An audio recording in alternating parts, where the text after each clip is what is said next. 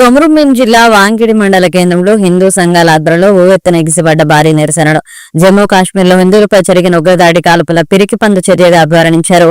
శాంతియుతగా వాంకిడి హనుమాన్ మందిర్ వద్ద నుండి శివాజీ విగ్రహం వరకు కొవ్వొత్తుల ర్యాలీ నిర్వహించి ఉగ్రవాద దాడి మృతి బాధిత కుటుంబ సభ్యులు సానుభూతి తెలియజేశారు. హిందువుల ఓపిక సహనాన్ని ఆసరాగా చేసుకుంటే తిరగబడతామని హెచ్చరించారు.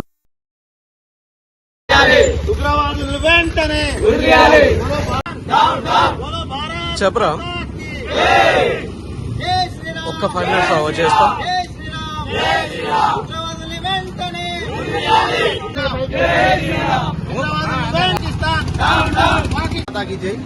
నిన్న జమ్మూ కాశ్మీర్ లో జరిగిన ఉగ్రవాద దాడిలో 26 మంది ప్రాణాలు అర్పించారు.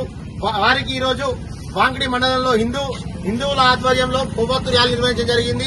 నిన్న జరిగిన భారత్ మాతాకి జై శ్రీరామ్, జై శ్రీరామ్, భారత్ మాతాకి జై.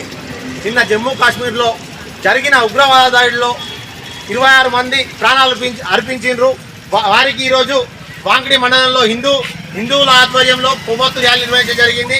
నిన్న జరిగిన దాడి చాలా అమానుషమైన దాడి.